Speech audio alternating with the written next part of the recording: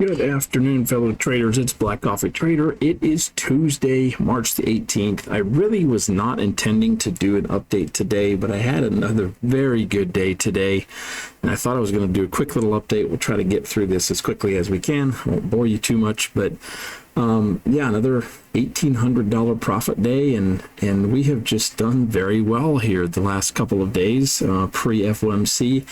I'm not really surprised with the move today from the open here this morning around this 19,920 level. We fell all the way down here into the basically bouncing between the 620s and the 750s, and we really went sideways from that point on, and I was not surprised to see that. I've been done trading my funded accounts for quite some time and really have only been trading some evals through this chop. I just decided I'm not going to mess up a good day. I thought about, well, maybe do I want to get aggressive and try for a little bit more, but I just felt like I wasn't going to, and I was able to just put on some trades on some eval. I was really just trading this, actually in a live trade still, trading this Tradeify account. I've done all of this today with just trading micros, just in this crazy choppy session. But let's just look at this trade. I need to get to right here to pass this account, and I'm literally just, you know, I was in with like 12 contracts, and the nice thing about this afternoon, like here I was in a trade here for, gosh, about an hour and a half. I would just put a trade on and go do something else, and I wasn't really paying attention to the market. So I think it would have been very foolish of me to try to trade funded accounts and really sit here and manage this whole chop session. So it's easier just to trade some evals and let the chips fall where they may, so to speak. But anyway, hopefully, just checking here, we're at 600 in profit. Yeah, we need 200. Yeah, okay. We'll let it go. If it stops me out, I'm fine. If it passes, great. Then I'll have another funded Tradeify account. So, but anyway, let's get back to today. Even though we had a very, very good day, there were a couple trades that I did not do so well on, and those are circled here, and that's what I want to talk about a little bit. There's a bit of a lesson here. I've talked about having a good trading plan. Again, today I felt like I executed pretty well. In fact, let's just jump into that part now. So the blue and the purple line here was yesterday's high. The purple is yesterday's high. The blue is yesterday's low.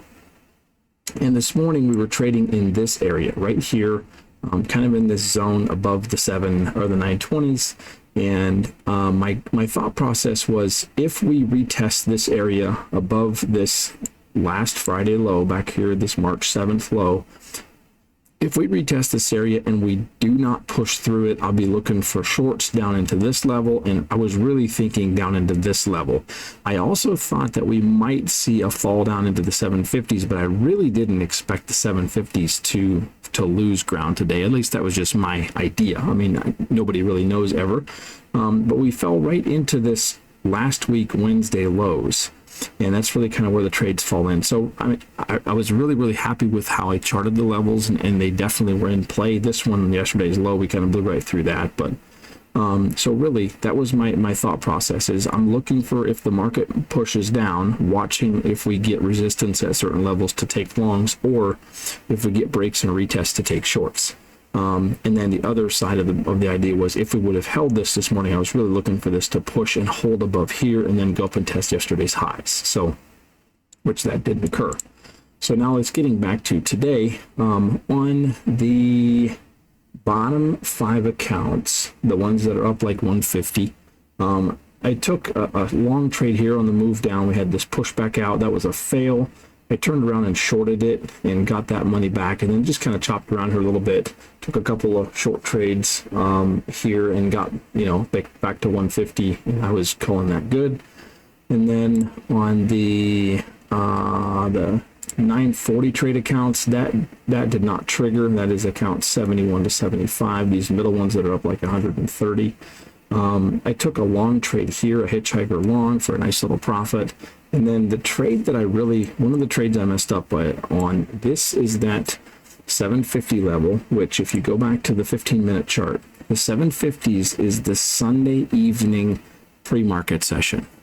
And that was that very, very clear hold of that level prior to Monday's open. And that is this 750 marker. When we fell below that and we push back up to it, I was looking for this is a classical break and retest for a short. And at that point in time, we had a higher low form. We had a low, a higher low, and we were kind of pushing out. So I was a little bit hesitant to take that setup, and I didn't take it right away, which was really, really smart. The reason I have this circled is I had a very good entry, very tight stop loss. I had a very low risk, and I took my profit way too early. I mean, I only had like a $75 trade, and that could have been about a $200 trade had I let that move play out more. So that was a big, big, big mistake when we have a very clear break, retest, and rejection of a key area that was very, very much in play earlier right here. So today we fell through, came back, retested it, and I just failed to capitalize on the move like I could have. That's the point. I'm happy with the trade. I'm happy with the profits, but we definitely left some money on the table. I did the same thing with the top 4 accounts, my Tradeify account, and then these top 3 that is up like $200.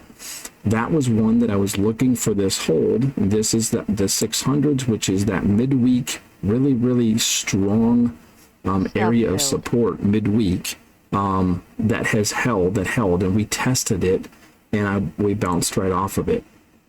The good part here, I did have a nice trade, up to 100. I can't complain about that. But again, I had very low risk. I had my stop sitting right here below this level, and we were out with, I think I was in with 4 contracts on this trade, out with 3, and I was holding that last one, and when we saw this pullback, I decided to just take my profit. I was afraid it would fall apart and push all the way through, and I just didn't want to give that up. And that's just some nearsighted trading. Had I held and just left my stop loss sitting right here, that stop loss never got touched the rest of the day, even through now, and we just got stopped out of our trade. But I could have, instead of having a $200 trade, that last contract, we could have had a target somewhere up here at the 740, 750s, looking for the rejection, that break and retest that we just talked about earlier. So that's where I left money on the table there. Those are 2 areas that I want to work on. I had good setups, I had good game plans, I had good trades. However, it could have been a lot better. And so that's the lesson from today, and really just kind of the lesson in my trading for the last several weeks, actually. It's just I need to do a better job at holding on to this. So I'm kind of curious to see where this ended up. We're at 500, about $500 away. So yeah, I'm not going to pass it today. It's 4 o'clock. I'm not worried about it. I can get it tomorrow or later. It's not a big deal. It's going to open, that would flush down, and it just simply did not happen. So looking into tomorrow, looking into FOMC, it's anybody's guess. We definitely have held onto this low level quite well. So I'm, the jury is still out. We very much consolidated today, really, and that's not surprising. With FOMC tomorrow, who knows? FOMC should move the market. I certainly hope we push this thing back up here, but we could fall back apart. We'll just have to see what happens. With the week the way it's been, and as well as I've traded, I am probably going to be very cautious going into FOMC tomorrow. And if I don't see anything that I like, I don't care to just have a day where I don't trade very much, because we've had a very good run. Looking at the week, this is today. And one of the things I made a little note here, 47,640. So this account, let me go back to my fund account. This top account that's at 49,433. This account at one point was at 47,640, which is almost blown. And we have got it all the way back, and we're flirting with back to 50,000. So very happy with that. And every one of my accounts so far this week, I'm up 200 to $450 per account. So I really don't want to ruin that. I want to be very cautious the rest of the week and just trade very, very intelligently, and try to push these accounts along. If I can get a couple of little winning trades, great. And if not, I will sit it out. So, but yeah, good start to the week. Let's take a look at TradeZilla and kind of give you a quick summary of today.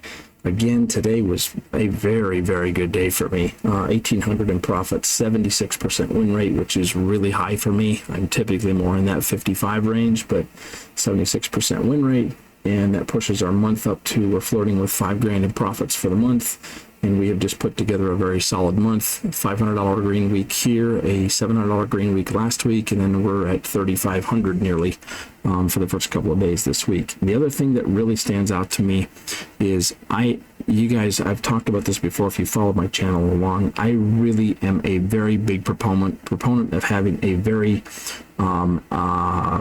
conservative risk to reward. And if you can look at the last couple of days, I have had nearly a 7R, a 7 times reward for the risk I put on the table. So one of the things that for me is I don't trade like this. Let me just move this. So I know with like a lot of these prop firms, Apex for one, for example, let's go to a single profit target.